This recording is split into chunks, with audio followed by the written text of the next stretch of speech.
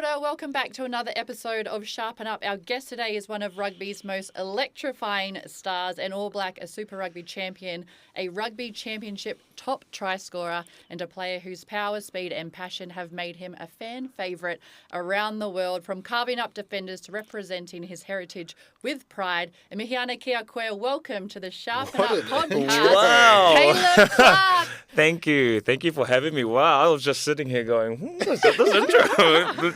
You're welcome. Lucky we're friends. Yeah, I put a lot of heart just the into nicest that things one. I've said to me. I'll introduce you before every game if you like. Okay, do me now. And Jordan, Brandon Taro, Thank you. but Caleb, thank you for joining us. First of all, how are you and what's the latest update with your injury? Yeah, thank you for having me again. Real stoked to be here. I can hear myself, that's why I was just like, oh. Injury's going all right. Took an MRI scan yesterday, still a bit of glunkiness in the leg, so going to get it drained tomorrow, which is quite exciting. Finally, he can sort of get some flexion in after that, but hopefully be back on the field maybe next week or the week after. So, Oh, that's a quick turnaround. So what is the injury? it was just a really bad hematoma. No. And I've had some in the past, which is why over the last couple of weeks I was like, am I just like weak? Am I just going crazy? And then sort of came off the Moana game, came in on the Monday, and they measured it. My left leg was 6 centimetres bigger than my right. So they were like, oh, something significant's happened to it. So just over the last few weeks, the swelling's gone down, and now just trying to get that flexion back. So yeah, hopefully Soon. be back. I actually thought it was going to be this week, and then they were like, oh, go for a run today. I looked like, I was like running, like doing a limp, doing a dance. So, no, just hopefully next week or the week after. I don't know what hematoma is or means, Oh. but it sounds like the scientific name for gout. I wish. potentially. Nah, it's just like a cork thigh, like one of those Okay. where you just get a big bang on it. I just used the scientific word to make it sound more than than what it is. yeah. How have you been dealing with the injury process? Because it can be difficult for athletes when, you know, you're used to playing and training with the team every week, and then all of a sudden you're out, you're injured, and you can't do that. So how have you been coping with the injury? Yeah, it's been pretty tough. Like for me, I'm an active person, and when you get sort of sat on the sidelines and you can't do it, you kind of go down in the dumps. But I'm pretty lucky to be surrounded by such great people. Sort of got my flatmate here who's in the building. My old flatmate. Yeah, your old Johnny flatmate, my current flatmate. Tuivasa. So Johnny's been an awesome help. His brother's currently injured too, so seeing Roger, being around him as well. So both of us are just pretty much having a race to see who can come back first. In the rehab group. Yeah.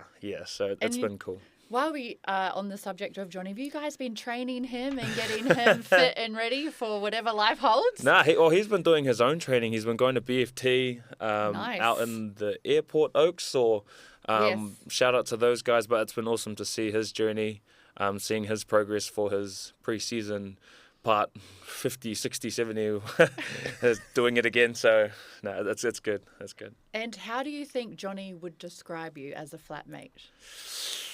Ooh, hopefully good. Where are you? We pretty much both do our own things. It's quite cracker because we both have our games in the room next to each other, and we pretty much in the same team. So we're shouting through the walls like, "Hey, help me!" But we can talk to each other through the mic. But I'm just banging on the door. "Hey, what are you doing? Come back!" So it's been cool. It's been awesome. Jordan, are you a gamer? Yes and no. Okay. I'm not good at it, so when you don't do anything when you're not good at it, you just put it to the side. So, And what game are you playing? Call of Duty. So yeah, COD. Warzone is back. Verdansk is back. So we've been jamming that like the last couple of weeks, and it's been pretty cool. Now I'm just going to get your quick analysis on the Blues and how they're going so far this season. Like my injury, real clunky. It's been just so up and down, and a little bit frustrating because when we tried to do too much, that's when it sort of can blow up back in your face. And so I think that's sort of been the case this year. Is we came in with such high expectations, and we were pretty much holding to each other like high expectations, and then it started to slip away, and then when you try and do too much again, it's just a bit frustrating. But we still believe, there's a chance. We've still got 4 more games, and we're working hard. We're real looking forward to playing the Force this week at home. And so, yeah, our belief is still there. We just need to sort of match our game with our belief, and I think it'll be sweet from that. If we look at your career overall, All Black Sevens, playing for the Blues, and then also playing for the All Blacks, was this always a dream of yours from a very young age? Yes and no. I was real sort of blessed and grateful that having a parent that played rugby, having an auntie that played netball, and so just having those 2 sort of key figures in my life. And so I told the story before, but I didn't realise that my dad was an All Black too. I found a book in our primary school library, and just remember reading it, and I was like, wow, look at all of these. I'll look at C and Clarke and see if there's any guys with the last name as mine. Get to Clarke, and I was like, man, this guy looks like my dad. Hey, it is my dad. What? Took the book home, and I was like, Dad, you're an All Black. Did you know you were an All Black? Look at this book. And so I think after that, it was pretty cool. And then it wasn't up until the 2017's Lions tour when they came through New Zealand. I remember watching that live, and that was my first All Black game I got to watch live. And when they did the Haka, I remember just sitting there going, this is what I want to do. I felt like this was my calling. And so, yeah, maybe 3 years later, got to wear the black jersey after that. So that was just pretty cool. And what was that like when you got to wear the black jersey? Oh, man, it's like I can remember it like it was yesterday. Down in Wellington, I remember getting told I was going to play or be on the bench. We were sitting in a changing room. Can't remember which rugby club it was at training, but it was on a Tuesday. And they said, number 23, potential debut, Caleb Clarke. And I was like sitting on the ground like, what? And how old were you at this time? 21. 21. Wow. Yeah, and so I was like, wait, where? That's my name. And then game sort of came around. And I think it was the first time I'd ever been on the bench sort of in my career. So like my first All Black game, and I was just like, how do I process this? Like, what do I watch? The whole game I'm just like, don't screw this up. But it was just awesome putting it on. I think the scariest thing was not getting the Haka wrong, because everyone's watching, and it was cool because I was talking to my teammate Hoskins, who was making his debut that day as well, and I was like, do you know the Haka? And like we've done it our whole lives, but we start questioning it. Like, do we know the Haka? Like, we should be alright, eh? And I think it was Kapo Pango, so it was the other, not the traditional one that everyone knows. So I was like, no, I better just watch it on YouTube just in case a couple more times. So it was pretty cool. The process of learning the Haka, you actually just YouTube.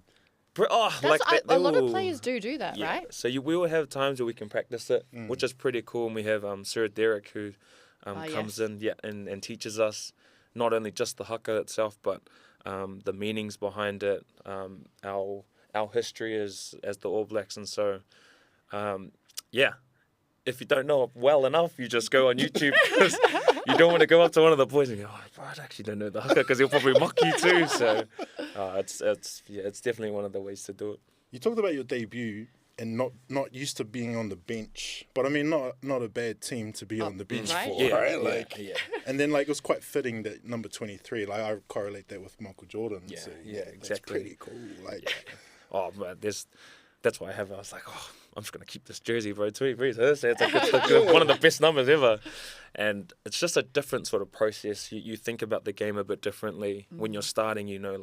This is what I'm gonna do. This is what I'm gonna this is my role. But then when you're coming on, your expectations is to lift the standard, to bring more energy and to do your role, and to also watch the game and find where you can attack the opposition. And so me as a normal person, my mind is everywhere. I don't do well at focusing on one thing at a time. So I'm sitting on the bench just like, man, it's cold.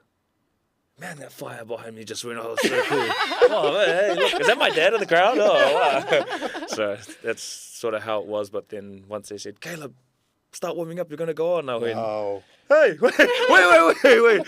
What's the score? Where am I? Where are we? So, it was awesome. You talked about your old man. Mm. So my old man represented the country Yes. as well. He wore the silver fern. Mm. Unfortunately, you're a son that actually fulfilled the father's son. His dad was a tall guy. I didn't quite get there. So, But what was that kind of conversation like when you spoke to your old man and said, "Look, I've done it"? yeah. Wow, I actually haven't really thought of that sort of conversation before, but I remember growing up, probably for you as well, it would not the easiest journey wanting to, if you played basketball as well, or for me playing rugby, it wasn't always, sunshine and rainbows, knowing that your father was an All Black and you're playing that same sport. I remember when I was about 13 playing for Mags and we played against Sacred Heart. Shout out to Johnny, because that's Johnny's old school. But I remember I had a horrible game and a father and his son was walking off the field. My dad was also coaching us as well. And he was like, man, son, see that guy over there? That's a Southern All Black, but he was horrible. And I remember that was the first time I realized there's expectations, there's weight that, you kind of hold being a son. Yeah, of your dad, exactly. And so I think I held on to that throughout my whole career, my whole high school career. And it wasn't up until my last year of high school that I finally opened up and spoke to my dad about it and said, Dad, like, I actually struggle having you as a father, knowing that I'm playing rugby and all these people expect me to be the best on the field or to score these 100-meter tries. And his words sort of what freed me up to be able to now play as I do and be as I am was, his words was, son, I have no expectation on you to be an All Black, to be the best out there, to tear up a whole field. All I expect of you is just to give your best in anything you do, whether that's rugby, soccer, basketball, or just hang out with your friends. As long as you give your best, that's all I expect, and everything else doesn't matter. So that's sort of what steered my career. As long as I'm giving my best and making sure everyone else that I care about around me is doing all right, then I'm pretty happy. That's beautiful. That is beautiful. All right, and I want to touch on your whānau, your family, and what they mean to you, because I know you are so close with them and how they've supported you on your journey. They're everything. And for me, I'm learning more and more each day how important it is to have the right people in your circle. Family is always that number one for me. I put it down to sort of the four things that's important is faith, family, friends, and footy. For me, footy's always last because I want to make sure the other three, when they're all good, then I know footy will take care of itself. And so, I always go back to my grandparents. They were the ones that came from Samoa, migrated here, and wanted to build sort of us and give us opportunities that they never had. And so, always grateful for my grandparents, especially the two that are still here with us. Just getting to, I don't want to get too emotional, but no, you can on this podcast. Just, the sacrifices they make, especially now that it's just them. I've lost a grandparent on both sides, so knowing that it's just them there, it gets quite tough. But then, my parents done so much for all of us. Then my aunties and uncles, cousins, and then, friends. I'm glad Coco's a part of my small circle. I got Johnny here as well. Jordan, we all gonna be in my circle. But it's just the people. I have another mate that's not here, and he's real close with Coco and Johnny and myself. Kaio, he's another big part of my circle. So they're just the people that sort of keep me in line. And if my feet start coming off the ground, they'll slap me and bring me back to earth. No, but as in a way, they lift me up when I'm down. They make sure that I'm grounded and where I am. So I'm real grateful for all my family and friends. And I think it's just we know we all have each other's backs. Yeah. Like we might not see each other for a while, but we know if we ever need, we're always there for each other. You also touched on your faith, so I just want you to speak about that, how important that is to you, and what it's like being in your footy spaces. And I think it's beautiful when we see you guys come together at the end of games and get together, but just how important that is to you as well. Yeah, and I think a big part of sort of my faith journey and is the people, but what I always write on my wrists and what it means to me, especially being sort of a Christian athlete. You get looked at in a different way because, we get put into scenarios and different situations that sometimes doesn't align with what we believe in. So it's how we sort of tread those waters. And so for me, whenever I go back to the playing aspect of being out there on the field and also sharing what I believe in, AO1's a big part, and it stands for the audience of one, and that sort of plays to no matter how many people are out there watching the game, no matter the coaches, spectators, other players, you're only playing for the audience of one, and that's Jesus. So for me, that's the biggest part, and I know for a lot of others, we can listen to so many different opinions,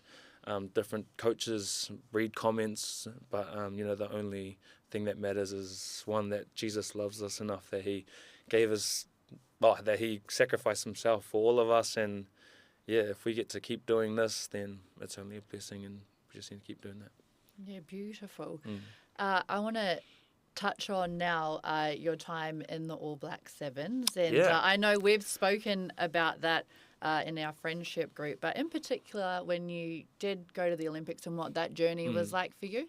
Yeah, that wasn't the nicest time, but the best part about that is that's when I got to meet all you guys. But I think back then, I remember that was 2020 made the All Blacks 2021. I went back to the All Black Sevens against a lot of the recommendations of others. So they were like, no, just stay playing 15s, you'll be all right. And I was like, Olympics, like how awesome is that? Yeah. So I remember going and just in the back of my mind, like, I want to finish my career and be old one day and think back and be like, if I didn't make it, at least I gave it a shot. Yeah. But I remember we went away, our All Black Sevens team name for the Olympics was, the squad naming happened, and they read my name out, and I was the travelling reserve, and I was just like, what? Like, I did all this, like, left, not a comfortable situation, but, left the Blues, and I was playing all right, so I had a potential chance to make the All Black squad, left that all just to go to the Sevens to become a travelling reserve, and I just remember my phone start blowing up, seeing people, it was one of those, what are they called, articles that are coming out, Caleb Clarke didn't make the All Black Sevens squad, and I'm just sitting there. I remember I was in my room, my roommate wasn't even there, and I was just like in my room crying. My parents were trying to call me, and I was just like denying all their calls, just like, I'm a failure, like, what did I do, why didn't I make it? And so it wasn't the best time, but getting to go through all that really put me in stead to be grateful for what I have, where I am, the people that I meet. That's where I got to meet Johnny, and I think the biggest thing he always tells me is, who cares what other people think? Like, stop trying to be too nice. Stop trying to. You're like, he was the one that put me in a mindset that I was just like, why? Why am I getting so upset? I still struggle with that at times, but I've learned and I've grown more just to be happy and be where my feet are, because at the end of the day, that's all you have, and you can't really focus on anything else but where you are at the time. So. And especially at that time, because when you were the travelling reserve, it was the Tokyo Olympics, COVID game. So you were just literally stuck as well. That's right. In the hotel, not even at the village. And so we actually were in the hotel that could see the village on the other side of the river. Stuck in that for about 12 days. We couldn't leave. Then come home to, what's it called? The quarantine, the 2-week quarantine. And then my first day out of quarantine, fly back to Auckland the next day. The New Zealand goes into lockdown again. I'm like, oh my gosh. You're like, I can't cop a break here. I was like, what's going on? And I missed the 4 travelling reserves, which is 2 from the men, 2 from the women. We had a group chat, and I was just like, guys, what's wrong with us? Can we just not get a break? And can we just not go outside? Are we just living our life all indoors? But yeah, that wasn't the nicest. And then on top of that, I remember sort of this is how the relationship with Johnny and Coco, Roger, this is where I got to meet everyone, was both Roger and myself sort of got told that although Auckland's in lockdown, you guys will come over to the Northern Tour. And so Roger and I, once that picnic rule came out, we were like, oh, let's train together and sort of grow more skills, be around rugby, trying to sort of teach Roger a bit of rugby, even though he's one of the greatest. It was just more, and then we got told, oh, sorry, no, actually, you guys aren't going to come. So I was like, oh, all right. Well, from there, I met Roger, got closer with Johnny, met Coco. I was like, sweet, all good. We just all hung out up until sort of that next year. So that was pretty cool. What's that like when you have to train someone like Roger Tuivasa and all that he's accomplished in his career, and then you I guess not barking orders at him, but it's funny because he is one competitive person. He is. And it's like he's teaching me skills, I'm teaching him, and then we're going back and forth, and then you're like, throw the ball, bro, do you just want to put your hands up? Do you just want to go? But he's just like an older brother, which is real funny. There's like a story I remember we did just pretty much a one-on-one. He will attack, I'll defend, I'll attack, he'll defend. And we did this drill. At the time, Leon McDonald was our coach at the Blues, and he was watching us do it. And me and him start arguing just about something. And I was like, bro, do you just want to go for real? Like, because he didn't go down, or I must have thought I got him, and I was just like going at him. He was going at me. And then anyway, the coach comes up to me after, and he goes, oh, Caleb, are you and Roger all right? Oh, yeah, no, that's just how we normally talk when we're competing. And he goes, oh, okay, just making sure. But he's been a huge help, not only in just my sort of professional athlete journey, but just seeing him as like another older brother, which is always good to have. Just good people with, a good head on their shoulders. So. Yeah. You talked about kind of sharing and the reciprocity of skills, and obviously Roger's rugby league ledge. Yeah. Is there anything at the top of your mind that you can think of that you've actually like taken away from him that you put into your kete? Just a bit more footwork. You see him; he can full whack people. Well, we've seen cuz. Yeah. He goes, you know what, Caleb, you don't do that. And I went, no, what? Why can't I? And he goes, no, you're more your power. You don't have to slow it, or he doesn't even slow it down. You don't have to do this quick step and go. You just have to bang and keep going hard. So those are those ones that he taught me. And because he came from league, both of us were doing a lot of high ball at the time. And sort of that skill of competing in the air was the big one between two of us. So.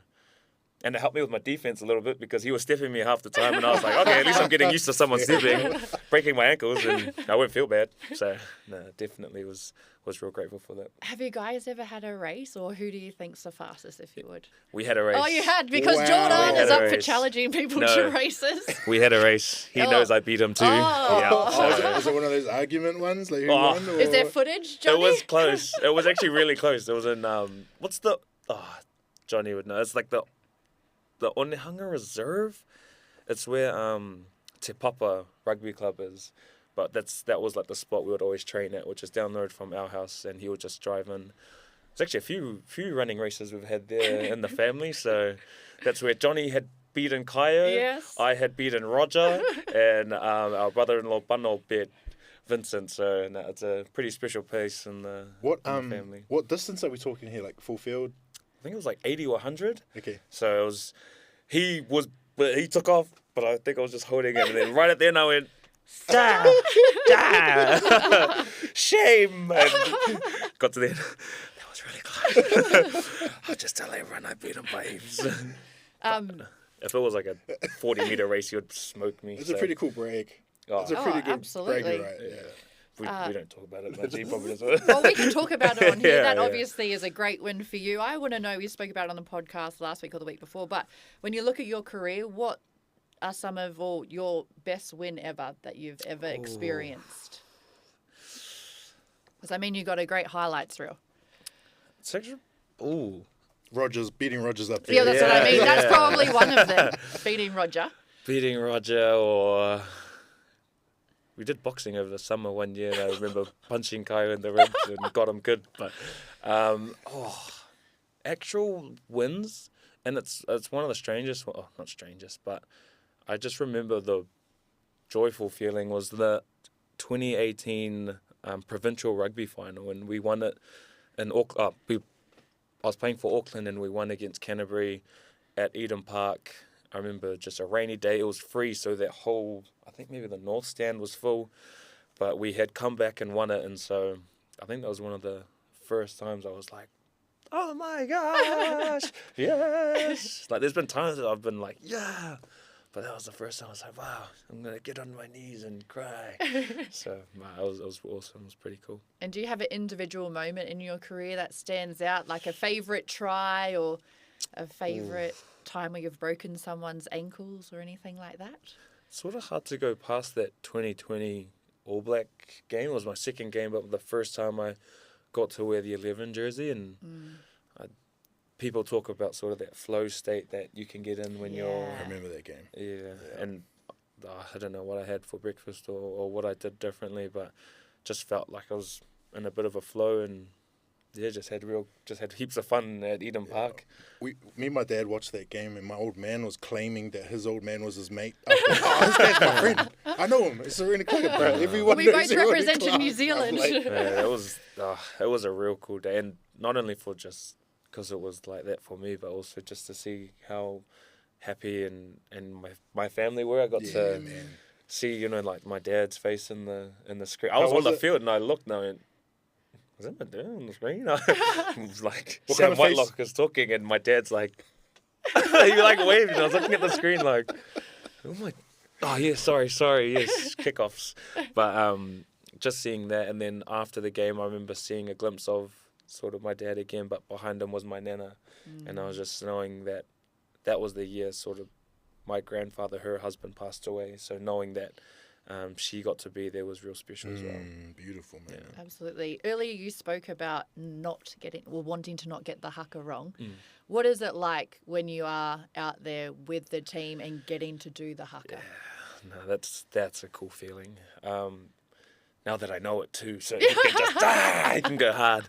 But for me, it's always, I get in that mindset where I want to look for the opposition who I'll be marking, and I'll just stare at him the whole time. Yeah. Lay the whittle, the challenge down. Yeah, and I'll just, if it's not him, it's whoever I'm like aligned with, because I always like to be on the outside so that I don't have anyone in front of me that will obstruct my view. I can just look straight at someone, and it's just the whole time just locked in. And I don't know if do they look back at you? If they look away, then I'm like, yes, I won. Yeah. But I'll just stay staring. And then even after the game, I think it's something that I learned from our New Zealand under-20s team, but it's like when you finish the haka, never look away till they turn around. And so, I don't know, if you watch a haka, the All Blacks, the one that I'm a part of, I'll always try and stay just staring at them. Or if the team's walking, I'll just walk backwards and just stare. A stare off. And so, it's just like the feeling you get, sort of that, like the mana rising, or just something just here just starts to really go. And so I'm always, it's good too, because I get emotional when I'm singing the national anthem, but then the haka brings me back. So it's real cool. Nice. It's like the two sides. Yeah. I'd love to know the best leader, coach or captain that you've ever been led by. Ooh. And what made them, in your eyes, the best for you? Yeah. I can go straight away top of my head. Coach, Graham Henry. Yeah. Ted, he was probably the coach that first saw me struggling as a young player coming into professionalism and giving me the words that I needed to hear. I remember I think I was 19, and he pulled this laptop out. He's like, Caleb, tell me what you're thinking about here. And it was just a clip of us playing against Otago, and they put a grubber kick through, and I run after it, and I get it. And I was like, just trying to work hard and get the ball back. And he goes, yeah, but what are you doing here? I was like, what do you mean? I was so confused. And he goes, why don't you, go again? And I was like, I don't understand what you're saying. And he goes, son, you just need to enjoy the game. You just need to have fun. Do you know how much of a threat you are when you have the ball? Do you know how destructive you can be? And I was just like, not really. And he goes, just just sit down and have a real good hard think about what you want to do, because if you want to, you can do really well in this game. And I was just like, oh my gosh. And this is 19. And I was like, this is Sir Graham Henry. Yeah. I was like, is this guy only saying this because you coach my dad? You're trying to be nice to me? Or... But that was sort of the path I sent. And then another leader who just recently left New Zealand was Akira Ioane for me. That same year, we won the championship after that, and he pulled me aside. It was quite funny because he was driving past me and they pulled the car over and he told me to get in the car. And this was on Queen Street, and I was walking with one of my best mates, David, and he's like, get in the car. And I went, oh, okay, like in broad daylight. And I was like, oh, jumped in the car, and he goes, what are you up to? What were you up to this year? And I was just struggling that same year of me just not sort of in it properly. And I was like, oh, I don't know. And he goes, it was him and Michael Fatialofa were the two in the car driving, and the other one was in the front seat. And Fats was just about to leave to go to England, and they both were giving me the talk, like, dude, the same thing that Ted said. Do you know how much you can do in this game? Do you know how good you can be if you just try? And I was like, oh, okay. And then Fats, these are the last words I remember, and before he left, he goes, Caleb, I will come back from England, fly over and give you a hiding if you do not play well. And I went, okay, I better start playing well. And so... those were the two guys. And I remember the year after, I had a lot better year and managed to, I think that was the year after was the first year I got to be in the Blues too. So just real grateful for sort of those experiences and stuff like that. Some cool big bro vibes there. Yeah, absolutely. And those are the leaders that I always lean towards, is the ones that are like the big brother. And so you get a lot where you'll get the captain that can speak a lot and holds a lot of mana and holds a lot of great authority, but then there's the other leader who sort of just brings you in and is that big brother. So Aki was really one of those guys for me. Nice. Before we get to Jordan's got a this or that for you, I just want to know the toughest defender you've been up against, or someone, an opposition player that you love to take on, run it straight at. Straight challenge. Run it. What? Well, that brings out the best in you, you know that you have to. I think any time against South Africa, that will bring out the best in me.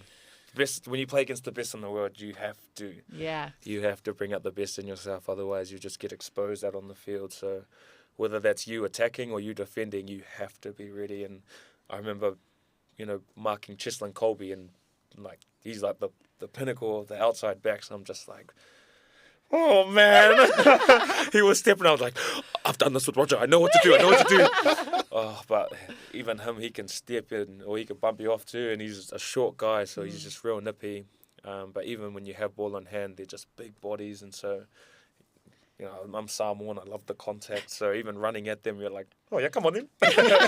But just any of those South African players, man, that's definitely some of the hardest players to play against. Nice. Damn. Right, Jordan, you ready? Cool, bro. So this or that. Yeah. I'm going to give you two options. You're just going to pick which one. We're going to try and do this as quick fire as possible. Okay. So I don't want you to think too much, all right? We want your honest answer. We're going to start off nice and easy, and then we might get into a little bit tricky stuff, all right? Cool. So morning or night person? Night. Easy. Oh, yeah, sorry. We stay up late. Yep, night person. Night person, cool. Are you singing in the shower or singing in the car? Either. I can sing it both. What's your go-to song? What are you singing? Right now it's Residuals, Chris Brown. Could you give us a little? No, because this is not a shower or a car. I can't do it. You said anyway. All right, jandals or slides? Jandals. Oh, slides. Sorry, slides. Yeah. Okay. Mince and cheese or steak and cheese? Steak and cheese. That was a real quick answer. Sorry, I was about to get one today. Are we calling them mangere bombs or manus? Manus. Manus, cop hope. League or union? Union. Nice. In terms of position, winger or centre? Winger. Okay, last one. Blues or Waz? Blues. Nice. I love it. And that'll roll us straight into just quickly your thoughts on Super Rugby this season. I think we've seen some, we've spoken about it, some great attack. We saw Adia Sarve on the weekend. Lovely kick and chase. It was disallowed, should have been. But just the whole of Super Rugby this year, and I think it's been a great competition so far. It's been mean. Like, you can see the rise of all the Australian teams. When you look across the board of many other rounds, you see like 2-point, 3-point wins. It's been real close. And so I think that just sort of raises the standard of the game, and then also something enjoyable for all the fans to watch. But, man, you just see some of the great skills, especially if you bring up Artie. I'm like, brother, how? But oh man, it's just awesome to see. What is Artie like?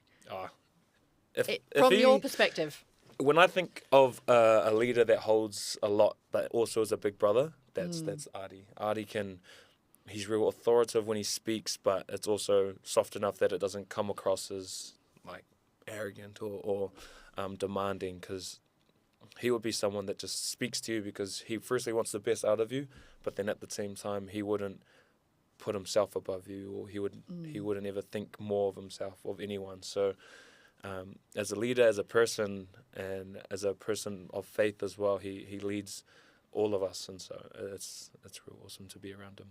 Nice. He's got much like that aura too. Yeah. Definitely does. When you see him, you're like, oh, you see him because he's your friend. You're like, hey, but then you see him when you play against him, you're like, ugh. Come on, then. Here we go.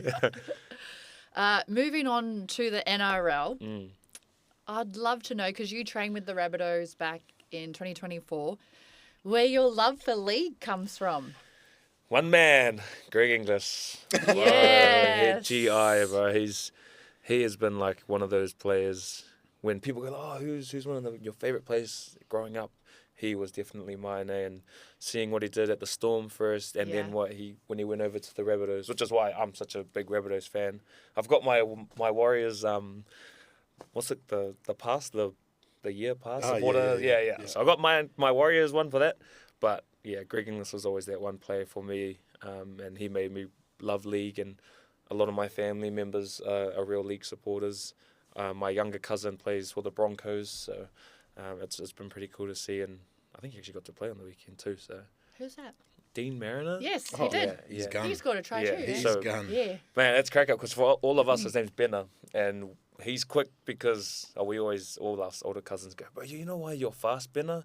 It's because as a kid, we used to make you sprint to the dairy by our sillies and sprint back, because we knew if any of our aunties, uncles, or our nana and grandpa found out that we sent a 7-year-old to the dairy by himself, where all of us would have got out hiding. So we're like, Benna, we'll time you, see how fast you'll be. So, but his dad and my mum are brother and sister, so it's just awesome to see him doing his thing, and yeah, glad to see him get out there on the field. What was he buying from the dairy for you guys?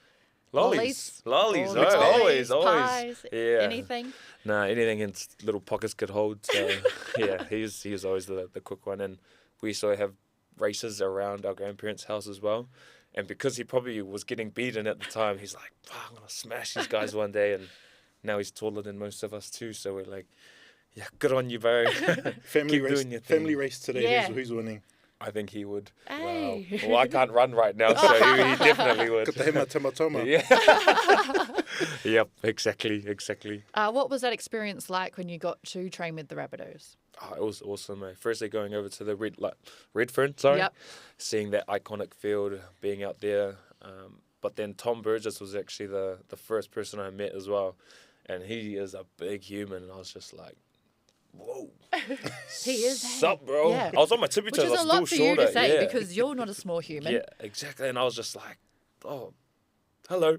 And all those guys, whether they're tall or short, they're all stocky. Like, they all have the same build. You kind of look at rugby and you can tell, like, that guy's a prop, that guy's a lock. You look at the backs, you're like, oh, some of them look the same. But in league, you're like, they can all be the same height and the same build. And you're like, oh, what position do you play? You were fullback. No, I'm actually a last man. I was like, oh, the last guy on defence. Yeah, but man, that was awesome meeting them. And then Latrell was another one that spoke to online and spoke over Instagram, but getting to meet him in person, seeing he was another guy just competed in everything, and just being around that team environment was awesome. And JD was the coach at the time as well, and he said, like, oh, if you ever want to come across, you have a place here. And I was just like, please don't say that to me, because I really want to. I was going to say, and how do we feel about that? Yeah, I should have.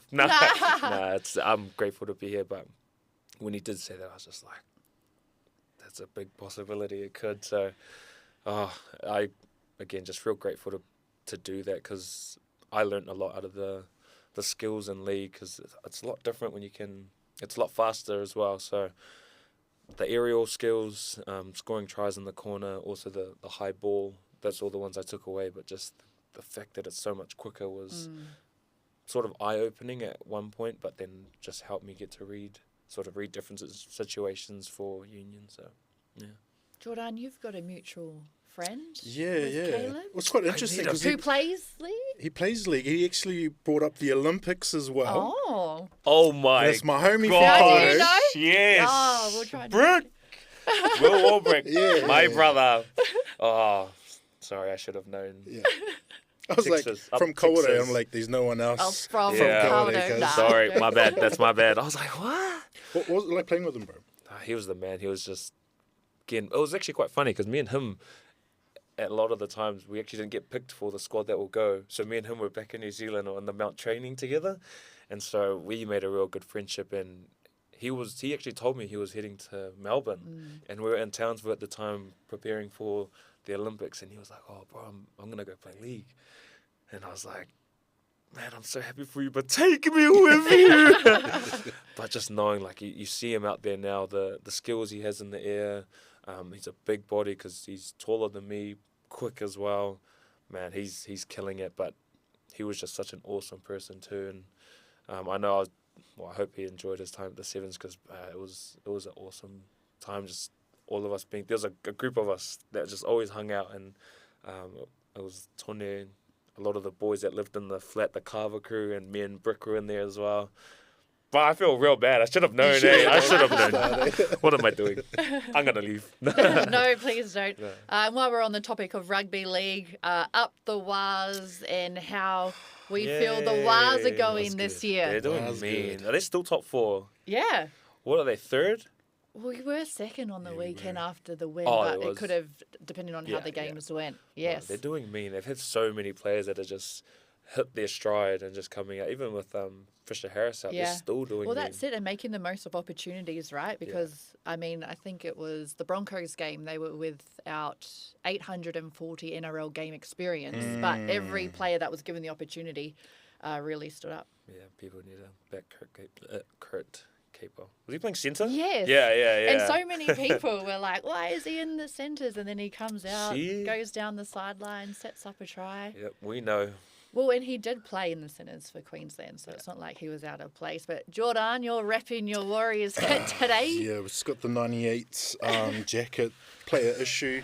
Nike. It was only 2 years they issued the Nike kit, but I don't know. Did you know that Andrew Webster's a chef?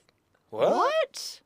No. Because as a coach, he'd be cooking. Oh. Honestly, like... Yeah. Just, Caleb brought that up, like the amount of young talent coming through. We don't have our absolute superstars on the field, but the lads that we do have on the field are stepping up big time. It was I was listening to the radio the other day, and I think it was Aaron Clarke talking about that next step, that next up mentality, and whoever's missing, the next one just comes in and fills the role and just does it to perfection. So, man, Warriors. Is it the year? Is it our year? Is it the year? Is it our year? Careful, Rabbitohs might come in too. Yeah, boys. Come on, Rabbitohs. Do you have a because I know like there's a lot of league players, right? Like that have nicknames. Oh yeah. Have you been given a nickname or got a family nickname or people? The ones that call me by my Samoan name, Galepo or Lepo, that's who I know they're close. And so the boys that will call me by that, or the Tongan version, Lepi, I'm like, oh yeah, whoever said I'll look. But normally it's just Caleb or CC. I was at home watching the Warriors, and I was coming up with my own nicknames for some of the players. Got? Well, I got Bovi Marsima. Lega halasima. Nice. There's a few, like, even, like, put your hands up to the ceiling if you're feeling this New Zealand Wade Egan. Oh, there we go. Bars. Yeah.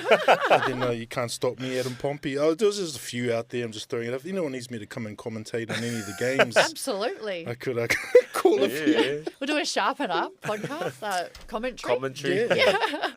That'll be cool. Yeah. Do you have Coco, but did you have any other nicknames as a player or your teammates called you? Nah, that was it, really. Yeah. You know, I actually thought your name was just Coco. Like, I didn't know it was Courtney. Yeah. I remember talking to someone in the netball sphere, and they're like, oh, so you know Courtney? And I was like, who? And they're like, Courtney. Courtney Tyree. And I went, what? Coco? She goes, yeah, Coco, Courtney. I went, her name's Coco. Coco Happens Pops. often. No, yeah, it's always just Coco. It was easier, I think, for my teammates to get out on the netball court. A lot of my team called me Sub. Sub! Coming. How is are we back to training? Jordan's been on a journey this year, Caleb. Yeah, I've been skipping pre-season, Aye. all pre-season. I've actually got the call up to the Taupiri Rugby Club. Oh, yeah? Bees. Nice. There we go. Whether I make it or not, it's to be determined. However, I've found out that on Thursdays they cook a kai for all the boys after training. That's Thursday's the day. Thursdays and Saturdays. Game day. So it could be You can me, tell but us all about it next week. maybe. This weekend, though, you were down in Rotorua to support the Kōrero Māori Rugby League tournament. How was that? I don't you get lost for words because I get a bit emotional when I see rangatahi doing amazing things. And just the amount of talent that was in Rotorua on the field, and not just here in Aotearoa, but even from our whānau in Ahiterere in Australia that come over. And shout outs to my niece who played for the Queensland Māori under-17s. It was just, I don't know how to explain it. Api would be a great person to articulate that feeling. And he's someone that's always involved in his community and his hapu and iwi. But we're in a good space. Like, we're in a really good space as not only whānau Māori, but even as a sport, rugby league. At that grassroots level, we talk about getting that right. And then that roll-on effect when the kids are coming through the grades and systems. We talked about Australia being amazing at that. So it was incredible to watch all the talent. I had no real affiliations other than to my iwi Waikato, but there were a lot of teams that had mixed bags. People were poaching apparently, according to The Ringans. Yeah, up in Ngāti Porou, they had some teams down there. Piri had a team down there as well. Shout outs to Piri's team. Ngāhui Whā or Wani o Mata Marae, they actually took out the grand final for the under-17. So, Yeah. I mean, we'll put it down to the wahine, the young rangatahi in the team, but also shout outs to the coach as well. Absolutely, and as you said, it's beautiful to see. I had some of my whānau from New South Wales come over. They brought a team over, and one of the girls, or some of the girls actually did an interview, and it was beautiful to see because they said, obviously over in Australia they don't get to connect with our culture that much over there, and just playing rugby league. I think they came runners up, but the biggest win for them was they got to learn waiata, they got to learn their haka, and come over here and be surrounded, as you said, by, iwi whānau Māori. So I think, as you said, we're in a good space, but it's just beautiful to see all our rangatahi coming through and having opportunities. Oh, absolutely. I even think about, is it Kibra Park? Yeah. The school. That brought the kapa over to participate in Polyfest, was it? I can't quite get my finger on the... But I know what you're talking about. Yeah, like even that, like our connection with Australia now, how we used to give people like Coco a hard time, these mozzies. But actually now it's like a thing. Yeah. And they're coming home and they're learning about their roots. And they're, if I think about the Australian teams that did come over too, how strong it makes us here back home as well, because the level is quite different. So win-win. Yeah, we'll just leave it at that. Yeah. Well, while we're on this topic, I do want to give a mention to our Indigenous whānau over in Australia, especially with Anzac Day and everything that happened, and things being cancelled around rugby league matches in regards to the Welcome to Country. And I just want to touch on that and send our aroha over to them.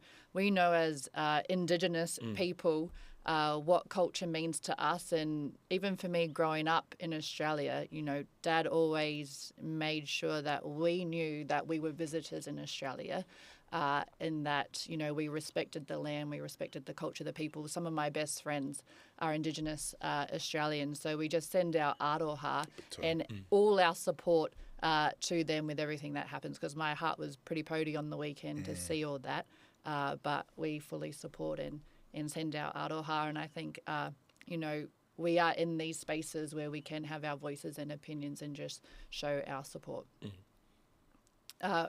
While we're also on the topic of the Anzac Day, I want to also give a shout out to our New Zealand Defence Forces, because they got to go and play over there before the Roosters game, and they beat the Aussie Defence Forces team. So I'm pretty sure it was Tane from Army, Navy, Air Force. So they pick a team. So they played a tournament we spoke about a couple of weeks ago. Yeah. And then so they picked a New Zealand Defence Forces side. They went over there and they won the trophy for us. That's fun, eh? I mean. Yeah, so a big shout out to them. And there was also the Trans-Tasman Touch that was on down in Ōtautahi Christchurch. Look, Australia dominated. I heard. That's okay. Damn. Were you a touch player, Caleb? No. No. I reckon you could have been, though. Nope. I played tag. Oh, yes. Tag was my game, but when it came to touch, I had no footwork. I was fast enough to run, but I couldn't do anything else. Well, no one probably could have caught you, I reckon. No, they just dive and dive. Ankle tap. But we'll give a shout out to those as well. Before we wrap up, Jordan, you wanted to touch on Hayes the Huntsman. Wow. He debuted in the Bare Knuckle Fighting Championship in Florence, Italy on the weekend. He won his heavyweight fight. Joe Parker was there in the crowd supporting.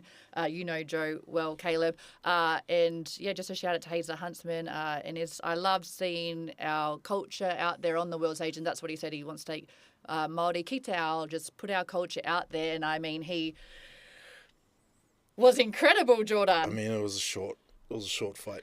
I think I've seen that Yeah. knockout. Yeah. Oh my Yes. gosh. What's your thoughts? Well, because I didn't know it was bare knuckle. Bare Until they knuckle. zoomed in, and I went, is that guy alive? Is he okay? But damn, he looks scary too. Yeah, he was a big lad, the guy who was fighting. Yeah. He was bigger than Hayes, Yeah. which I was like, wow, because Hayes is a big boy. And then the opponent that he was fighting was huge. But then, like, going back to that, Alfano living in Australia, because Hayes is representative of Australia as well, brought up over there. But then to see him just, like you said, Coco, doing what he's doing, representing our culture on a huge platform, Conor McGregor. Yes. Third down. Like, he's a name now in that kind of those fighting circles, and I'm looking forward to seeing him get a big payday hopefully soon. And I think he might be fighting a previous heavyweight boxing champion soon as well. I think there's corridor around that. Damn. So that'll be interesting. So keep an eye out for the bro Hayes the Huntsman. Yeah, and you can see the highlights. Even I'm like, wow. No, it's, as you said, Caleb. Would you ever have a fight, Caleb, like post rugby? And you spoke that you did some boxing training. Is that something you'd ever do? I'll fight my flatmate, Johnny. Who do you reckon would win? Johnny. No, actually, I'll just run around the ring and tire him out, and then I'll go, come on, bring it on. We've done it on this show before, but if you had to have a walkout song, what would your walkout song be to hype yourself and the crowd up? Jordan, do you remember what yours was? Making my way down to I can't remember. We spoke about how Thai Bam Bam Tuivasa chooses songs like that, like he's done Barbie Girl, Moulin Rouge when he fought in Paris. Would you go something like that, or? Well, see, like my game day music is all church music. It's all slow, so I'm just like, if I had something fast, I'd be like, turn this off. So I don't know, eh? Bit of Eddies. Yeah, it could be. It actually could be something slow, Eddies or. That would be psychologically difficult as an opponent hearing that. Yeah, imagine. Like a nice slow tempo song and I don't want nobody, and I'm just You could walk out singing, actually. While we're on the topic of fights, we do have the Stealth Fighters League this Saturday at Trust Arena. The main card has some local fighters like James Vaka, Ants Nansen, Brando Perocic. So if you're in Tamaki Makaurau, come down. There's fighters from New Zealand, Samoa, Australia, China, South Korea, Germany. So from all over the world.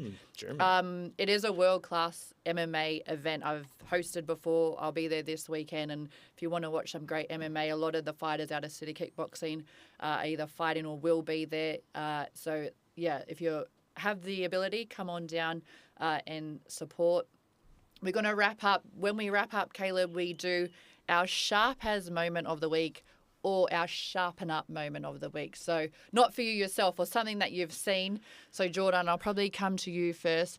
If I think about my Sharp As moment... That's cheating if you're looking for your No, sharp. I don't have it on there. I was going to say. No, I'm trying cheating to or reading think it. of what was a Sharp As moment for me on the weekend in sport. It might actually be I got so happy and surprised when I saw our New Zealand Defence Forces win, because I know we haven't won that trophy for a couple years, and sometimes they play before a Warriors game. So it was cool for me to see them over in Australia and win that over there, and just see, all of the players who, are part of our Defence Forces, just how happy they were and to be playing rugby league. So that's probably my Sharp As moment for the week. Shout outs to the military. I got two. Oh, yes. One was the disallowed try from our captain, For Artie? For Artie. Yeah, that's a sharpen up. Mate, that's a huge sharpen up from the. I don't We want to don't know bag who. referees or officials or what have you. What happened before that try happened, but in terms of his talent and what he put on display, incredible. And then we're going to mention again Hayes. Hayes the Huntsman, just doing what he's done on a huge stage in that fighting world. Going to Italy. I'm sure he had a few cappuccinos here and there, and then some pasta after his fight. But shout outs to the brother Hayes. That was my Sharp As moment. Caleb? Ooh, Sharp As, probably Auckland FC. Yes. Winning. Hard out, bro. Did you see my note? No. They won their competition. I don't watch it, but they won it. So No, I was there. So they're the minor premiers, their first year in the competition, season. their yes, I rookie see, season. yes, Easy. And they do have, they'll enter the finals soon. So they'll have an away semi over in I see. Australia. And then on the 24th of May, that weekend, they will have a home semi here. And if they do win, they will possibly get to host a grand final here in Auckland. I think they're still working that out because they're similar to the Warriors and the Breakers. They play in an Australian competition. Yeah, true. But, I mean, how incredible it would be if they could have the grand final here. But no, Caleb, that's a great one. Sharp, bro. probably found my sharpen up moment was me knowing that my sharp moment was Auckland FC. Yeah, sharpen up is what was the year for. Yeah.